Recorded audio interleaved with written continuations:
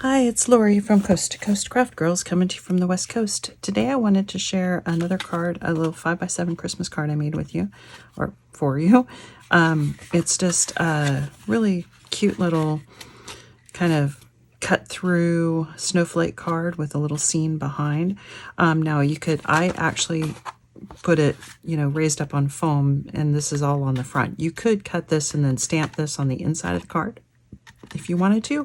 That's not the way I did it, but it's relatively easy to make. The hardest thing, or it's not hard, but the most time-consuming thing is the stamp and then coloring in the stamp.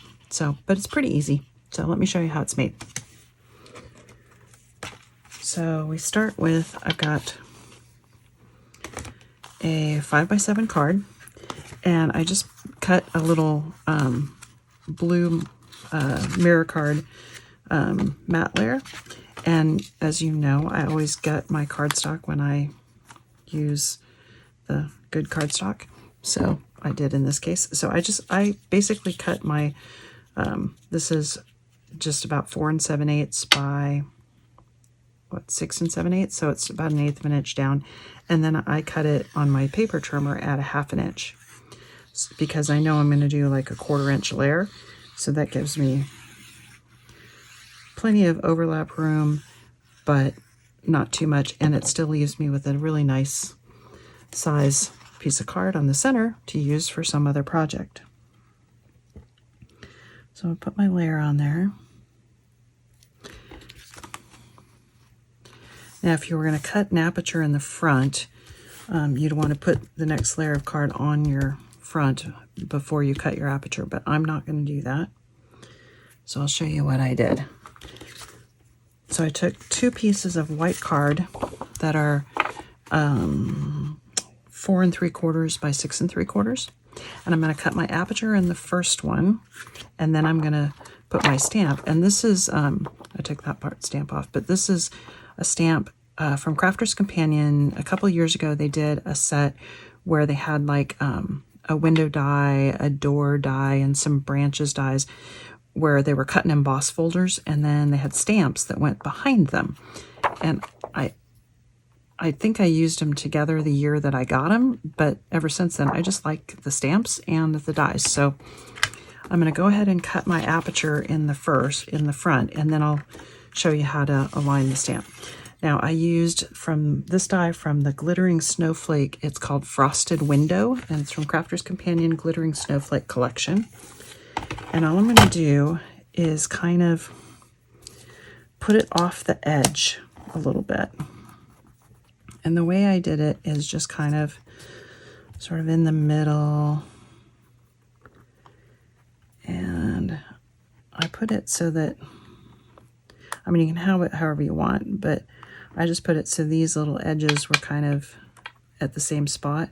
And that kind of made it even. And then tried to make it top and bottom the same. Let's go ahead and run that through. And when you peel that off, you get your nice little aperture. Okay, so that's all for that die.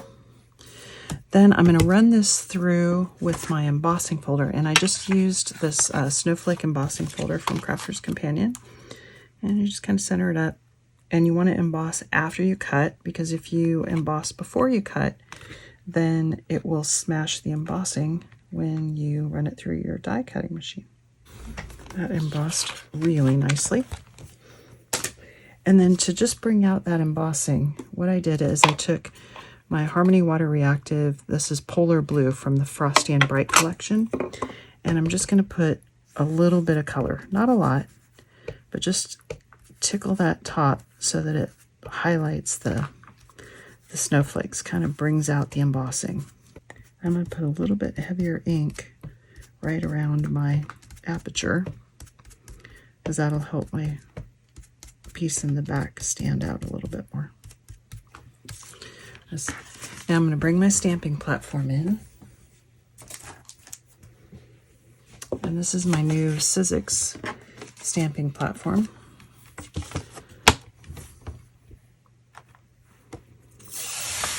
It's a tacky mat. So I'm going to put my card stock on there.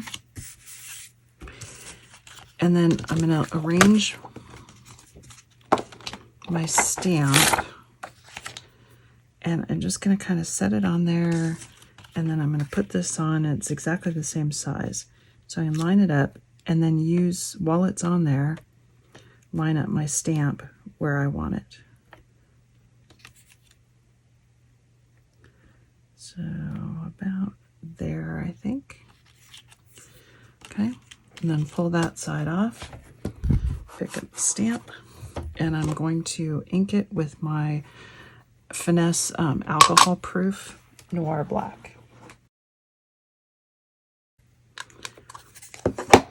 So when you color that and then you put your thing on the top, that's what's going to show through. Okay, so now we're going to peel that up. And if you use a sticky mat, always make sure you put the cover sheet back on to keep it sticky. And then I'm just going to color in with my Illustrator markers. And I'm going to do my house in, this is Pecan.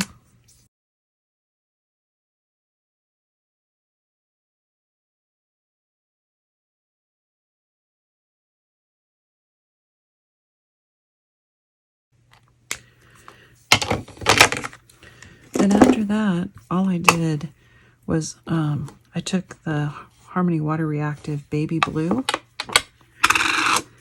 and I'm just going to put some baby blue over essentially the whole thing, so that nothing is really stark white, even right over the house. And the baby blue kind of makes it look like snow a little bit. Okay, now we're going to put these together like that with some foam tape.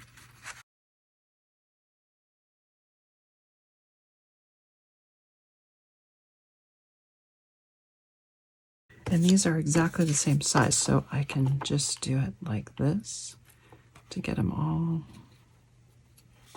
arranged. And you put that wet glue on so that you have some wiggle time.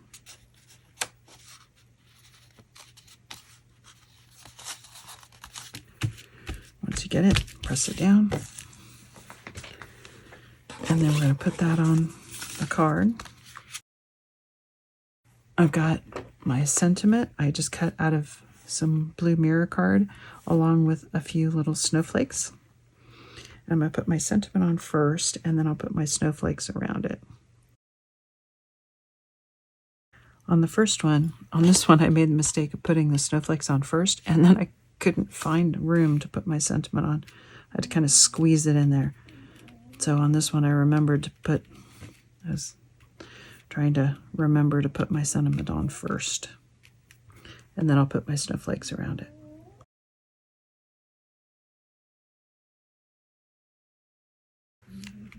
And that's it. Pretty quick and easy. Looks a little bit different. This one I got a little bit deeper of an emboss. And this one I colored the roof in with an ice blue. I like it better just leaving it white and just kind of hitting it with a little bit of the baby blue ink. And then I like this one, the sentiment just seems really smashed in there because it is. But I like that better. So anyway, hope you like that. Thanks for watching. Bye.